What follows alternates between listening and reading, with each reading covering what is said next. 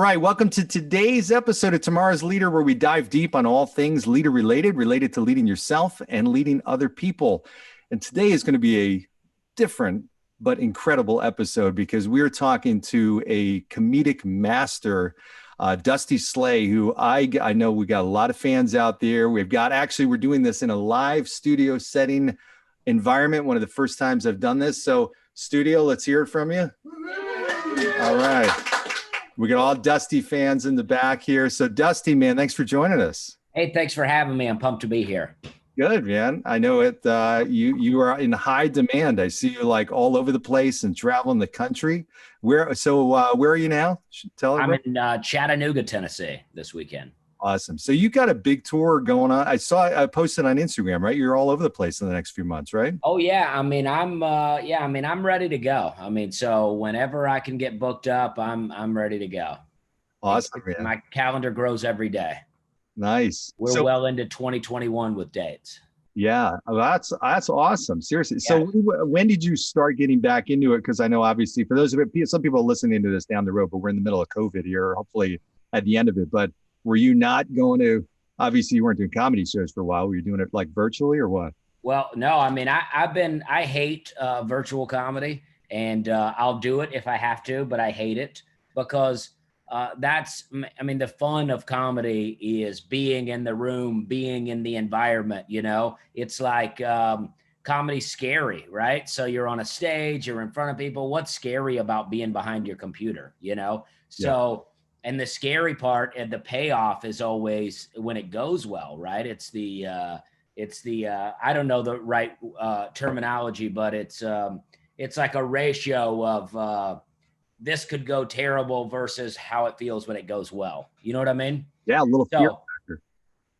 So I went out in May. I got a call from my management in May, and they were like, "Hey, I got a club in Dallas. They're opening up at 25% capacity. They want to try out a headliner. Do you want to go?" And I said, "Yeah, absolutely."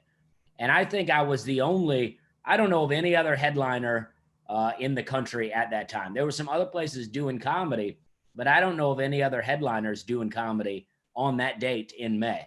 So speaking of leaders, I was leading the charge on going out to do live comedy. Big time, man. Well, I saw you, what was it, maybe a month ago or so, and it was at I can't remember the name of the place.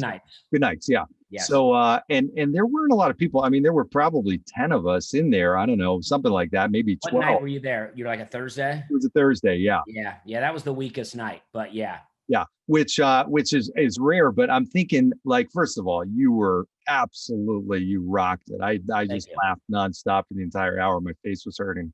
And I'm thinking, wow, that's why I wanted to get you on this, because I'm like, okay, that's got to be some situations. It got to be tough like that, where you either have a small audience or you have like, a dead audience or whatever. I mean, how do you get yourself, in your A game when that's happening? Well, honestly, the dead audience is worse than the small audience. I will take a small audience that wants to be there over a huge audience of people that could care less any day, but I don't know. I mean, to me, it's just all about doing your thing, right? It's like, once you do it as many times as I've done it, you kind of like, and not even in a cocky way, you're like, these jokes are funny. I know these jokes are funny.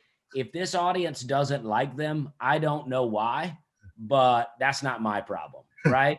It's like, if I write a new joke, I'm open to the idea, all right, this is not funny, right? Or if I'm trying something out, I'm like, okay, this is not your thing. I get it. Right. But if I've done it 100 times and audiences most often like it, and then I go somewhere and the whole audience decides they don't like it, I don't get it. I don't know what's going on in the room, but I don't know. That's not my problem. You know what I mean? Like, it's my problem to adjust, stay in the pocket and tell a new joke and get them to laugh. But I mean, I've had to stop. I stopped a show not too long ago and just told the audience, I was like, I don't know what's going on out here, but I'm going to be up here for about 45 more minutes. So you got to get into it, right? I'm going to be up here. You got to get into it. And then they laughed. It kind of broke the tension. Yeah. And then people were into it. They were having fun. But I was like, I don't travel the country telling mediocre jokes out here, Right, man. You got to get on board. There's a great Rodney Carrington joke where he says, you can laugh or you can sit there. We got an hour of this shit. And I thought that's great. I can't do his joke, but I think it's really funny. Yeah, I love your we're having fun now. We're having fun. Yeah, we're having a good time. Yeah, I mean, that's what I mean, those are all the wave joke, we're having a good time. I mean, those are all naturally occurring things that happened, just kind of in the evolution of a comedy set. Yeah. But it's also like kind of fail safe, bomb safe type things where it's like if the joke bombs, I just admit to the audience by waving that joke didn't go the way I wanted it to go. And then we move on. So that's how you end the joke, right? Yeah. We go, hey, I wanted that to be funnier, and it wasn't. But I'm not gonna try to lie to you about it, and we're gonna end it. So when did you get started? I don't know your background, but when did you get started in this? Well, I started messing around with comedy in like 2004, and I was like 21, and I don't know if that math adds up right, but I feel like I was 21, and I didn't know what I was doing. I didn't know what I was talking about. I didn't know anything, much less know anything to make a joke about that will be relevant to anyone. Yeah. So I messed around with it a little bit, and then I quit, and then I drank heavily for 4 years, partied. I lived on the beach. We had a good time. And I lived on Folly Beach in Charleston, South Carolina. It was a great time. But then in 2008, I started doing comedy again. So that's when I say I started. I don't count this other stuff because that wasn't a true start, you know? Why did you quit the first time? Well, I had a couple of good sets, but like I say, I didn't know what I was doing. I mean, in Charleston, there's no comedy club. We really didn't have any comedians. So I'm just trying to do this by myself, and I don't know what I'm doing. At the time, I don't even know how to research anything. I don't know. I have no idea. I barely know how I'm putting on my socks and shoes each day to go to work, much less try to be a comedian. Yeah. So how do you, go on. But so 2008, I came back into it. I was a little smarter. It wasn't until I have several start times to starting comedy. I say that I started in 2004 because that's when I dipped in. And then I say 2008 was the real beginning because I didn't quit after that. But then 2012, I quit drinking and quit my job and became more focused on comedy. And then 2014, I started working the road. So there's an argument to be made for 2014 being when I really started comedy because it's so different working the road than doing bars in Charleston. Yeah, I'll bet. So do you remember the first time you got up there? Were you scared shitless or were you totally in your zone? Oh, well, no, I was scared both times. In 2004, I was so terrified. I was really drunk. We went to a small bar and I didn't even really know my jokes, but I told them in a way and people laughed. And I was like, oh, I can do this. And then the next time I was in a bar, I was completely sober. I was in a bar called the Music Farm in Charleston, and it was about probably 250 people there. And I did 5 minutes, and it went well enough to make me think that I was the next big thing. I'm like, I'm right? Foxworthy now. Is that when you knew? When did you actually know that you've been on Kimmel, you've been on, right? You've been on Fallon. I mean, well, you're a big deal. When did you know, like, okay, this is really turning in a big way? Well, I mean, I feel like I won a competition in 2011, and that felt like the turning point, right? I felt like, okay, all right, now we're getting somewhere. But then when I quit drinking in 2012, I almost quit comedy. I went on a whole new journey of I quit my job, I sold my car, I quit drinking, I quit smoking cigarettes. I was like, I'm a new guy now. So comedy's all taking place in bars. We're all drinking. All my buddies, we just do comedy and get drunk all the time. So when I quit drinking, I was like, I kind of want to quit comedy too. So that was after winning a competition and feeling the best about it. But I feel like that helped me in a way because I'm like, now I'm not doing comedy out of some quest for fame, right? I feel like that's what it always was. But now I'm doing comedy because I enjoy doing comedy. Like I like making a living doing comedy, but I'm not seeking fame. If all those things come as a natural occurrence, fine. But I'm just trying to make money doing comedy. That's awesome, man. So you're loving it. You're enjoying it. Are there Yeah, days I mean, you're I like, sold pesticides for like 8 years, 10 years. That was my job. I was a pesticide salesman, and there's nothing wrong with that. But I never want to do that again. so that's in the back of your mind. You're like, all right, if I don't make it with this, I got to go back to pesticide. Yeah, and I think I could. I mean, I put in a 2-week notice, and we had a good ending, and I think I could. I got a lot of friends that still do the job.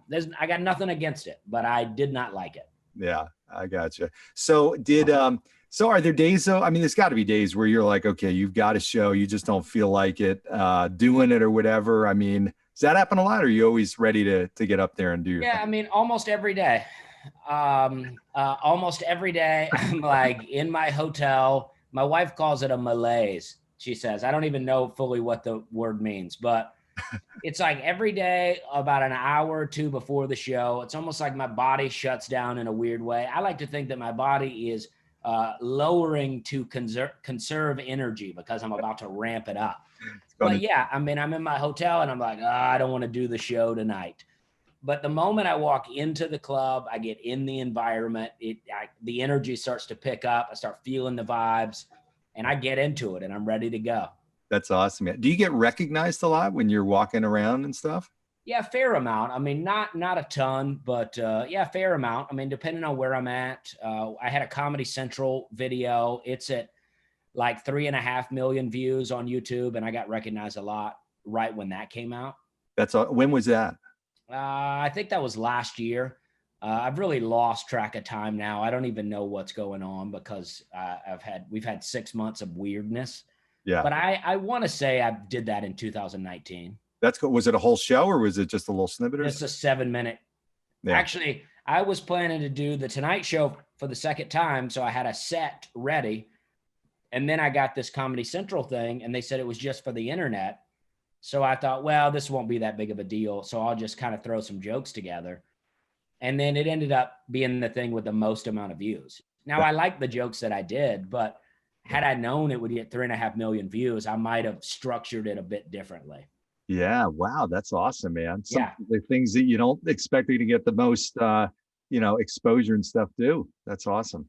Right. Yeah. And I mean, I thought doing Jimmy Kimmel was going to make me, a famous superstar that headlined all across the country. And that was my first late night that I did. And it didn't really do a lot for me.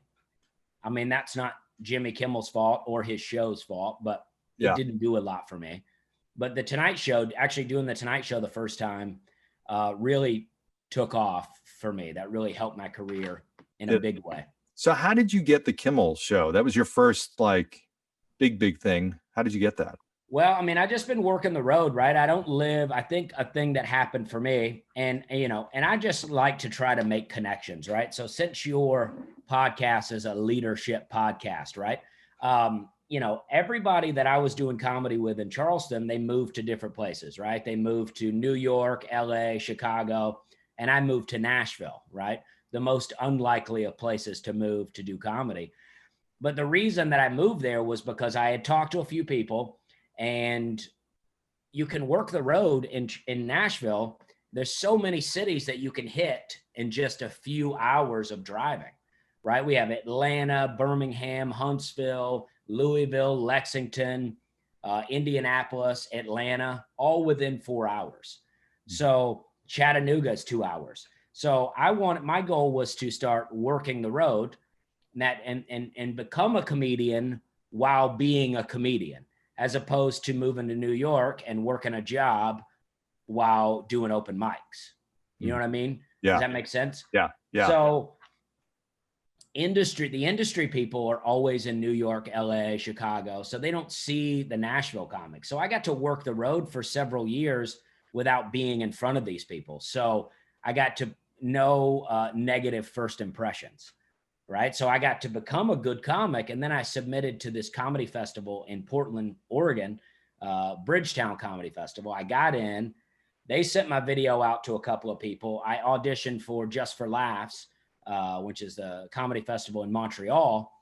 Based on doing Bridgetown, I auditioned for JFL. I didn't get JFL that year, but the booker for Jimmy Kimmel was in the audience. And so she asked me just at the gig, she was like, hey, have you ever done late night? And I was like, no. And she's like, do you want to do Jimmy Kimmel? Wow. And I was like, yeah, great. Very casually, she asked me. Were you like blown away? I mean, what were you thinking? Yeah, I mean, because I figured I didn't get the JFL audition. It was in New York City. I'm pretty clean as a comic. I went up late in the show. A lot of the comics were really dirty, and you only got like 5 minutes, right? So on a showcase, if I'm on there with a bunch of really dirty comics, especially really dirty, funny comics, I always say to people that if they're like, when they open for me, I always ask people to be clean, relatively clean. But I also say, if you're really dirty and you bomb, that's going to be great for me. But if you're really dirty and you do great, that's going to be hard for me, right? Because now the audience is primed for some dirty material. Right. And then I'm going to come up and talk about Q-tips and whatnot. but so I figured I didn't get the JFL audition, right? I just, inside, I felt that way. I wasn't bummed about it. I was happy to be there. But I mean, getting Jimmy Kimmel, I was like, oh, great. Perfect. So then what happens? So how long after that are you on the show like next week, or is it like months or what? Well, I think that is what I had to do was I had to put together a set, videotape it, and send it to them. And I had never done that before. So I was a little too perfectionist about it. Like I would film something, I'd be like, oh, no, I don't like this. I don't like the way the audience sounds. I don't like this. I don't like that. So it took me way too long to get it to them. But it was probably about 6 months before I did the show. Oh, wow. And I probably could have done it a lot sooner had I just, but at the time, I didn't have the best recording equipment. Yeah. You know, and a lot of my gigs weren't great. So I'm like, you know. What's it like when you do one of those shows like Kimmel or Fallon? I mean, you got to be nervous doing that. Well, yeah, I mean, it's about as nerve-wracking as it gets, because you're like, I'm going to do 5 minutes. It's not live per se, but people watching at home don't necessarily know that. Yeah. And if you film it, chances are it's going to be aired. So whether it's good or not, it's going out. And then, you know, all your family and everyone you've known your entire life is watching.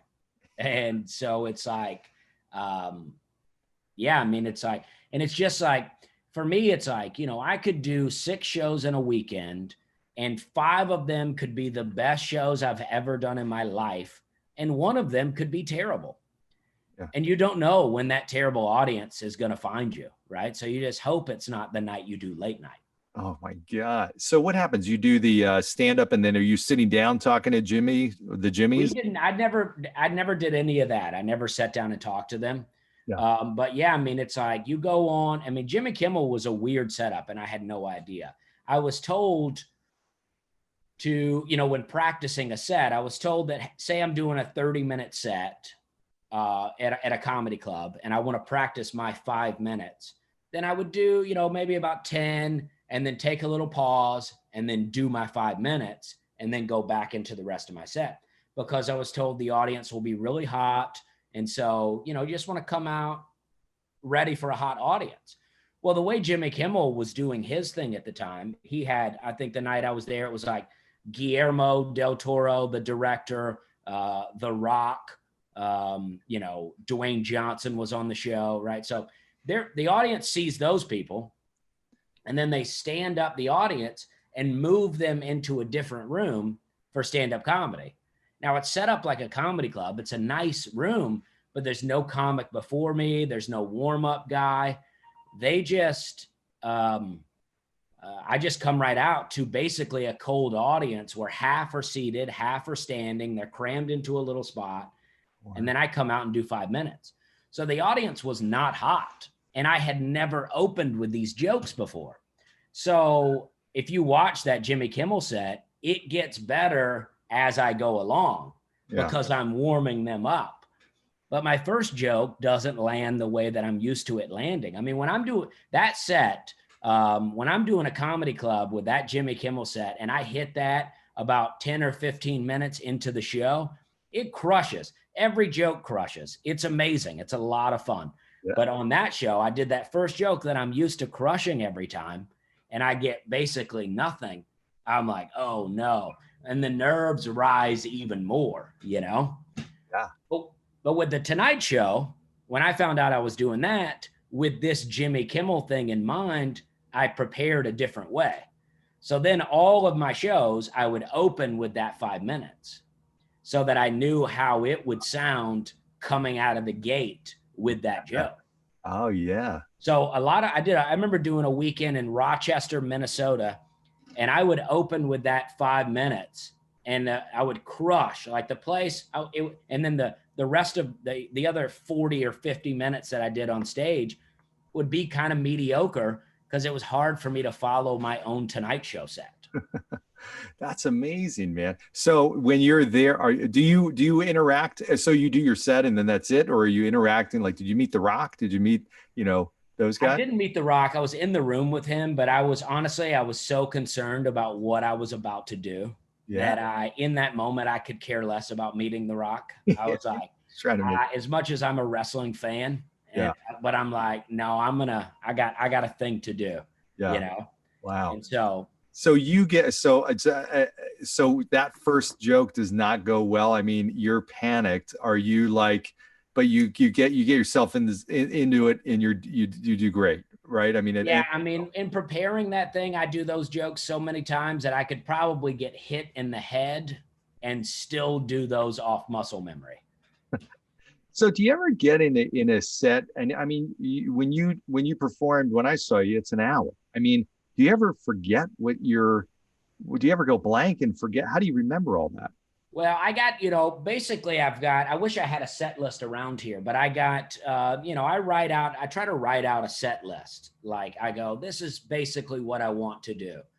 But I have well over an hour's worth of material. So it's like, if something's not going another way, you just kind of bring something else in. And once you do it enough times, you just know it so well that you're like, oh, I can do whatever at any time. I have a basic idea. What I do is I write a set list and I'm like, if it all goes according to plan, this is what I'll do. Yeah. But if I start to feel like the audience isn't into this type of stuff, I'll switch it up, Okay. But I also like to, have my set and then have, if a joke's going really well and I'm getting a lot of laughs, I like to try to maybe throw something in that's new or throw something in that I'm just thinking about. That way I can just improv and try to work on some new stuff. And then if it doesn't go well, you throw up the wave, you get out of there. So how do you come up with all your material? I mean, do you like sit down and think about it, or does it just come to you in random times in the day? There's no way really to, stuff just comes to me, right? It's like, I'll have a joke and I'll write it down and sometimes I'll put it in my phone and I'll forget about it for months. And then, I'll dig it up and I'll go, oh, I wanted to try that. And then I'll start trying it on stage, I'll start trying it a little bit. And then if it's getting some laughs, I'll start working on it. If it's not getting laughs, I'll try to add some stuff in. Used to be when I started off, that was part of the problem, whereas I never knew what to talk about, right? So I would be making up jokes. I would be making up stories. And then when I came back in 2008, I just started talking about real things. Basically, I started talking about stupid things that I'd been doing in that last 4 years, drinking all the time. And people related to that, and it became a lot more fun. Yeah. But drinking jokes I found are the most difficult. And some of the ones that you saw about me blacking out and stuff like that, like those are pretty new. Like I'm trying to, they're not new stories. I haven't drank in 8 years, but they're new jokes that I'm like, because you start talking about blacking out and drinking and driving and stuff, and people go to weird places in their heads and they get all mad sometimes about it. And it's like, I'm just trying to tell a story. I'm not promoting drinking and driving. I'm just telling a story, you know? Yeah. I hear you, man. In fact, the whole way that I try to do those drinking and driving jokes is I'm like, I'm trying to tell it in a funny way, almost like I'm for it. But while being for it, I'm telling all the bad things that can happen to you while you drink and drive. yeah. So it's like the idea is you're laughing along. It seems like I'm on board, but I'm also giving you terrible advice. Yeah. Does that make sense? I have my son in the car listening to you're talking about like you're drunk, drinking and driving, and he was laughing, and I was too. Yeah. Now, this is not good to do, Nick. Right. Yeah, exactly. I mean, but I sometimes I tell the audience if they get weird about it, I'll go, hey, if you're taking your advice from me, you need to check yourself. You need to find a better role model. That's awesome. So, I mean, when you're in a set, you got hecklers and stuff. Do you get them? I mean, you got it at some point. How do you deal with that? I get it a little bit. I don't get hecklers too much, but I always, my whole method is when someone yells out at me is to take a second and not say anything and just kind of look at them. Usually that'll get a little bit of a laugh because in my mind, it allows the audience to take in what they've just heard. Yeah. And it also gives me a second to think about what I want to say. I mean, because I don't pride myself as some crowd work comedian, you know, like some comedians, they can't wait. That's what they're ready for. Somebody to heckle them so they can fire back. But I'm not mean. I don't want to be mean to people. I don't want the people that came to my show to feel worse about themselves because they've been in the show. Yeah. I want them to come, have a good time, leave happier than when they came in. Yeah. So if I'm just waiting to attack someone, that's just not my style, you know? That's but I get it. I mean, I had people just this past week. I mean, mainly what I get is people that are too drunk to even pay attention. And then they'll talk to each other and then they're not really talking to you. So it's hard to deal with them. Yeah. You know, Right. like I had a couple people in the audience. They were an older couple. They were wearing football jerseys. They were drunk. And then they kept talking to each other, but they got louder and louder. And I was like, what'd you say? And they were like, oh, we're just talking to each other. I'm like, yeah, but what'd you say? And the guy's like, I'm getting laid tonight. And I was like, well, you better get out of here then, you know? And that got a great laugh from the audience. But it's like, but I was serious. I was like, why don't you go ahead and leave? Yeah. But it ended up being pretty funny, but the audience liked it. But the couple, they're so drunk, they never tuned in. They didn't now become more tuned in. Yeah. And oftentimes people just want you to keep making fun of them. And I'm like, I don't mind making a couple of jokes, but the show is not about you.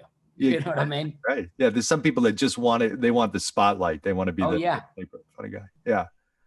Bridesmaids kind of things are the worst. Like, I don't know what they call them. Is it bridesmaids parties? I don't know what you call bachelorette parties. Bachelorette party. I mean, they're the worst about it. Like, a lot of comics are super anti bachelorette parties at a comedy club. I'm not anti anyone coming to the club. I want more and more people to come all the time. Yeah. But when they want to be the focus of the show, that's what I'm against. Yeah, right. It's like you're getting married, everybody gets married. Yeah. You know, I mean, good for you, but exactly. I'm a big proponent of the marriage should be about getting married, not everything else that surrounds it. Yeah, right. Not a party. So what is Fallon was the big one for you. That was, you got a lot of result from that and what happened after that? Like what? Well, I ended up doing Just for Laughs Comedy Festival in Montreal. I auditioned in 2019. In 2020, I got invited to do it. I went, it's called New Faces Unwrapped. And so I did that. And then 2 weeks later, I did The Tonight Show. And then I got new management and new agents almost immediately after The Tonight Show. Is that right? They reached out to you? Yeah. And my new manager said, she said, if, with the right people, you can make a lot of money off that Tonight Show. Right. And I think essentially what she means is it was a good show and I can get you booked a lot. Yeah. And she did. Is that right? So it's worked out well? Oh yeah, I mean it was the best. I mean with a good team, I had good agents, good management. I had a good Tonight Show to show people, and you can get. I mean, she asked me one time. She said, "How many weekends do you want off?" Right, and I was like, I don't know. I was like, I want to work. Just fill up the calendar, and she did.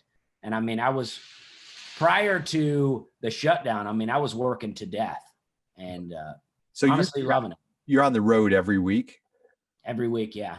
Wow, man, that's crazy. And you love it? Yeah, that doesn't get tiring. I do like it does get tiring, but I do love it. It's Yeah, great. And that's why, when I can drive and stuff like that, a lot of times my wife will go with me and, that way we can travel together and, you that's know, cool. she doesn't go every time, but she goes a lot of times. So where's home for you? Where do you live? Nashville. Oh, you live in Nashville. Okay, gotcha. That's a great city. I I love it. love Nashville. Yeah. Oh, it's fantastic. So so you're now, what is your schedule coming up for so this will go out probably in mid-October, people are here. So where are you in late October, November? Let's see. I actually have 2 weeks off in November. One Thanksgiving week, and one I'm just like, I kind of told them, I was like, the shutdown has really made me appreciate being at home. I'm like, Yeah. now I don't know if I want to be gone every weekend, but as the gigs come in, I can't say no. I'm always like, yeah, I'll take it. Yeah. But it's like next weekend, I'm in Greenwood, Indiana, which is right below Indianapolis. I think a suburb of Indianapolis. And then I'm in Columbus, Ohio. I'm in Lowell, Arkansas, St. Louis, Missouri. And then December, I'm in Houston, Texas, Salt Lake City, Utah, Huntsville, Alabama. And then over the New Year's weekend, I'm in Denver, Colorado. Awesome. That's great. And we'll put it, yeah, go on. And I keep my calendar up to date, but some of them are not on the calendar because it's not on the club's calendar yet. And I want to make sure to have a ticket link in there. Okay. So, Got it. but Yeah. Okay. We'll put it in the show notes and any other info so people have it.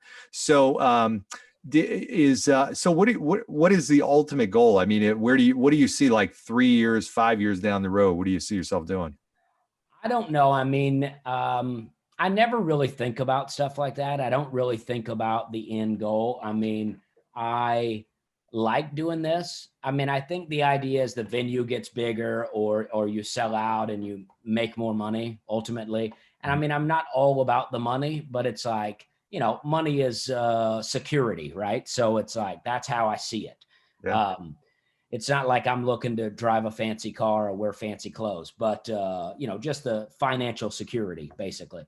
And yeah, I mean, I got a couple of things that I'm working on. I can't really talk about them because they're in early stages, but I got a couple of things I'm working on that are, in the comedy realm, but not stand up.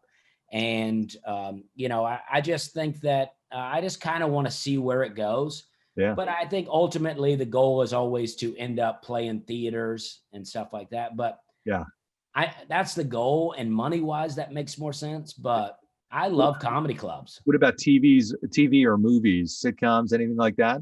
I'm not so crazy about that stuff. I mean, if it comes, it comes. But I don't know that I want to do those sorts of things. Acting has never been something that I'm that into. I started comedy by doing improv, so Yeah.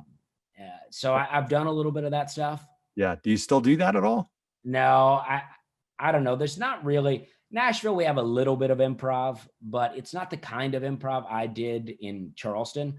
We had a really great theater and scene in Charleston for improv.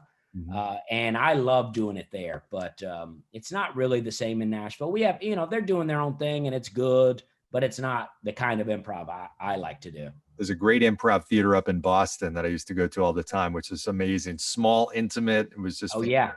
Do you ever get up to Boston? I did a club called Laugh Boston last year, but that's the only time I've been. Gotcha. Okay. And I didn't do much. I mean, I was tired. That's the thing about all the travel. I mean, sometimes by the time you fly into a city, you're just like, I just want to get to the hotel. I just want to take a nap. And then you end up doing the show. And then you got one day in the city. I walked around a little bit, but I don't think I really went into any of the best parts of Boston. Yeah, it's a great city. Yeah, it's fantastic. Well, that's cool, man. You are rocking it, and I loved Love seeing you. So I can't wait. When are you back in North Carolina? I don't know. I don't have anything on. Oh, actually, you know what? I'm supposed to do in March. Is it March? Oh, I don't know. I'm supposed to do the improv there in Cary, Oh yeah. but I don't know why. I thought it was in March, but I don't see it at all on my calendar. So Okay. who knows when it is? But I'll post it when it comes. But I really did think it was March. I'm just looking at my calendar now, but I don't know what happened to it. But Well, I'm whatever supposed. it is, we'll be there. I'll get a big But group. that's what I normally do is the improv, but none of them are open right now. So I got, and then they had a fallout at Good Nights. So I got to fill in.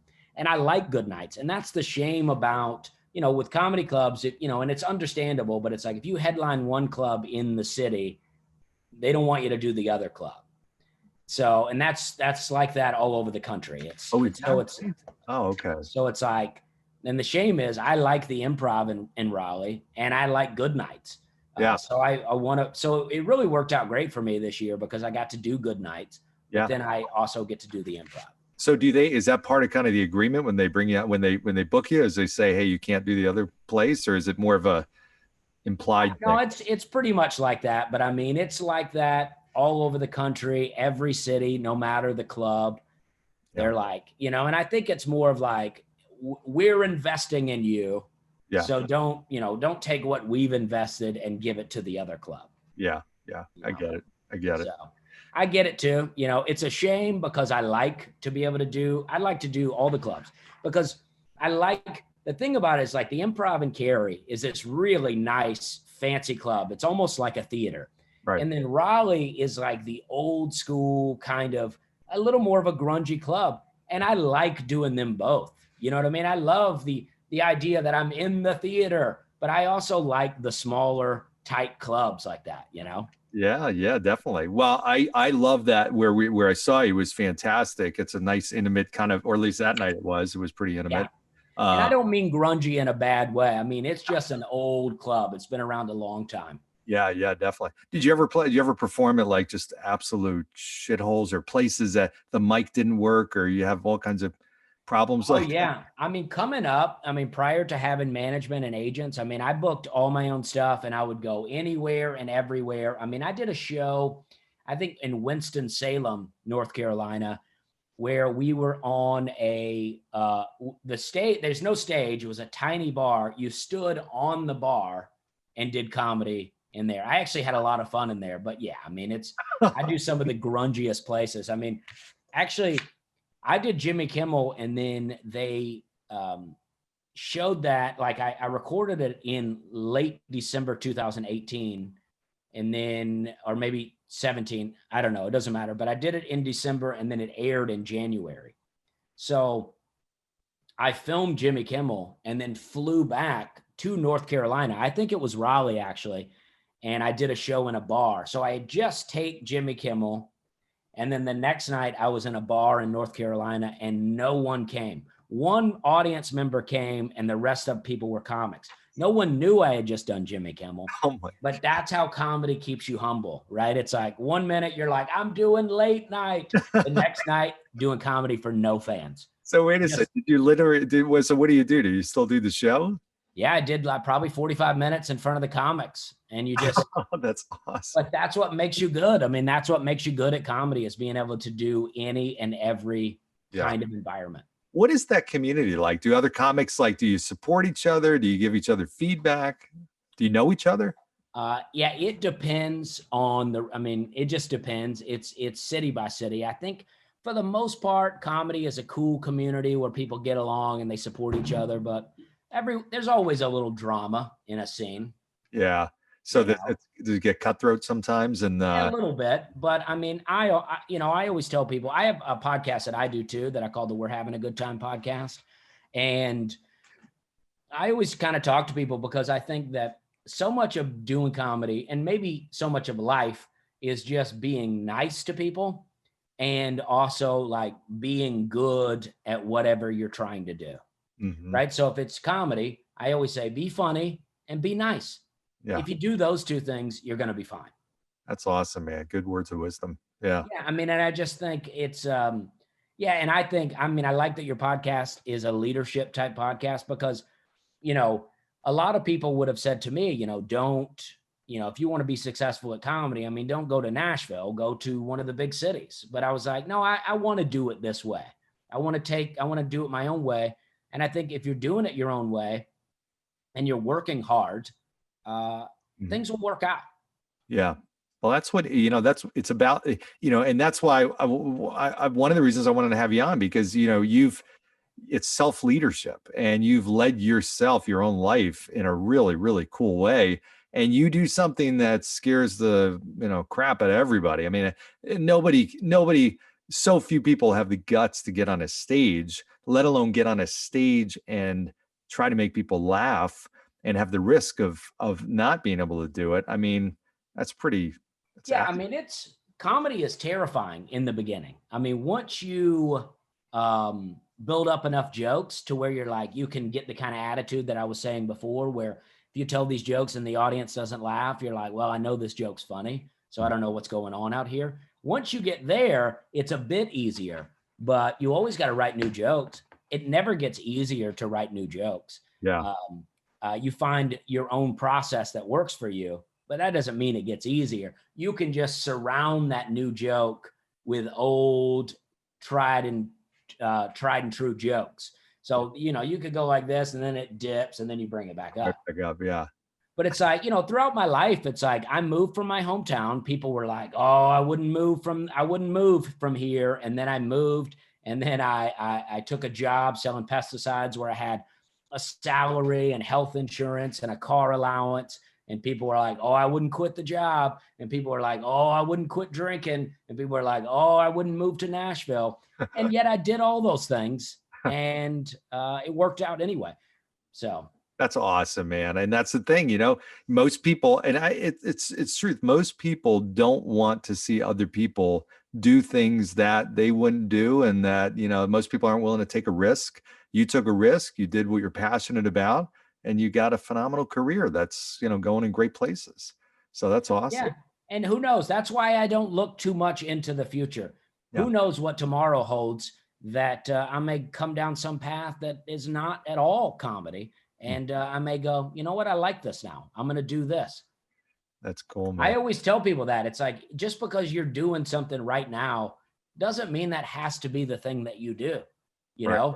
Like you may have invested a lot of time, a lot of money in going one direction, but if you feel led to go another way, do it. That is Why so. waste more time and more money in a path you don't want to go down? There's so many people that live with regret because they never did what they're passionate about, and they stayed with something because that's all they knew, and the change was too uncomfortable, so they just stayed on that path that they knew wasn't right. Yeah. And I mean, I took a huge dip in income to quit selling pesticides and going into comedy in the beginning. Now we're back up now and it feels good. But I mean, in the beginning, I mean, you talk about a huge dip, no insurance. I mean, I went to the eye doctor before I dropped my insurance. I got myself 2 sets of glasses. I got all my cavities filled, which was too many to mention. And I went to the doctor. I got checked up on. Yeah. And I was like, all right, I'm healthy. My teeth are fixed. My glasses are secure. Let's do it. Oh man, but that's a gutsy move. You left a good paying job with all that benefits and everything like that to do what you're passionate about. And that's the thing that nobody does. Nobody's willing to do that. Yeah, I had a lot of wrecks. I was drinking a lot. They weren't drunk driving wrecks, but hungover wrecks. Yeah. And so I wasn't getting DUIs, but I had a lot of wrecks. And my insurance was really expensive on my car. So I had a car note, but then my insurance was more expensive each month than my car payment was. Oh So my I was trapped in this place where I was like, I can't sell my car because I need it for my job, and I can't quit my job because I need it to pay for my car. So in the end, what I decided to do was I can quit the job and sell the car. But I owed so much money on my car because I traded it in and carried over negative equity that I sold my car, and then I had to spend like $2,000 to clear the bank loan. Oh, God. So I did that, and I rode a bike for 2 years and saved money. So the next time that when I bought a car, I bought a car with 100,000 miles, and I paid cash for it. Nice. And by the 2 years, my insurance had cleared up some. So I was able to get cheap insurance. Yeah. And then I bought the car, and then I put another 217,000 miles on the car. And from the moment I bought that car, I began to save. So then the next time I needed to buy a car, I bought it with cash, right? So it's like, it's all about no debt, and just saving and working it, you know? Dusty Slay, comedian and financial advisor. Yeah. I'm the new Dave Ramsey. Yeah, right. Exactly. This is awesome, man. I know we're closing into the end here. This has been absolutely phenomenal. When you are even more and more successful down the road, I want to have you back on if you can. And I'd love to. Yeah, it'd be absolutely great. So you got, obviously there are people out there that are like, wow, you know, and maybe you got kids out there that are thinking like they want to be, you know, comedians. What advice do you give to somebody that's looking actually to get in the business? Well, I did on my podcast, I did a whole 10-part series on how to become a comic. But I mean, I always say, if you want to do it, you know, go try comedy, you know, and see how it makes you feel. But the thing that I like about comedy is I think that as long as you're staying up to date and current with what's going on in the world, you don't get too old for comedy, right? As long as you're staying, you know, I see guys where they start to rebel against everything that's happening in society. And then immediately you start to look old and out of date, right? But as long as you're on point with what's happening, you never get too old for comedy. And as long as you're working it. So I don't know. I think sometimes I see people who are really young, like 18, 19, doing comedy. And a part of me thinks, wow, you're really getting a good head start on this. And another part of me thinks, you got nothing to talk about. What are you gonna tell audience of 40, 50-year-old people? You know? Right. So it's like, but I just say, you know, anything you want to do. I was in a little poetry phase in my early 20s, and I liked this writer, Charles Bukowski, who wrote poems. He was a bad alcoholic. I was drinking. I always idolized the alcoholics when I was a drinker. But he would say, if you want to write, you know? So if you want to do comedy, do it. Yeah. And then if you don't like it, then maybe that's not your thing. Yeah. But I see this a lot of times. I see very successful people in life come out and try to do comedy. Like, they're successful in other areas. Like, they may have families, they may be doctors, but they try comedy, and then they kind of fail at comedy. And it almost seems like they feel like a failure. And I'm like, hey, you're a winner, dude. But like, comedy may not be your thing, you know?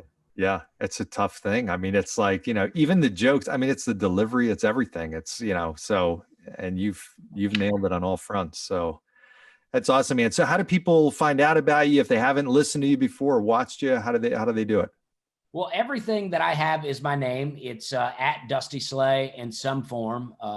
My website is dustyslay.com. I have a lot of videos on YouTube. I have various kind of views. I have are videos. I have stand-up videos, traveling videos. I have some weird kind of cooking videos. But then on TikTok, I have a ton of stand-up videos. Just 1-minute clips of me doing stand-up. That's at Dusty Slay. My Instagram's usually pretty fun, at Dusty Slay. I got a Facebook page, Dusty Slay Comedy. I'm not exactly sure. And then I'm on Twitter. That's my weakest, worst social media. And that's also you do a lot of social media, though. I give you a lot of credit. That's awesome. It's hard to do. It's like a full-time job. I can't figure out Twitter. In order to be successful at Twitter, you got to be like into the current trends. Yeah. And I always hate the current trends. Yeah. You know? Whatever they are, I hate them. I'm there with you. Well, listen, man, this has been unbelievable. I appreciate having you on, and I know you're a busy guy, so much appreciated. Well, thank you. I appreciate it. Yeah, you got it. Thanks right. everybody for joining. This is Tomorrow's Leader with Dusty Slay. We will have all that information in the show notes, his information, how you can watch him, how you can get a hold of him, and also how you can see him in his upcoming tour. We'll have that in there as well. So again, Dusty. I don't mean to cut you off, but my podcast is the We're Having a Good Time podcast. So Awesome. that's what I like to say. We're having a good time. Good stuff, man. All right. We'll have that in there too. So thanks, everybody. Keep liking, sharing, commenting, subscribing, all that kind of good stuff. And always appreciate your comments and your feedback and your reviews. Make sure you go down below and give us a great review on this show and the podcast itself. So thanks again, Dusty. Appreciate it.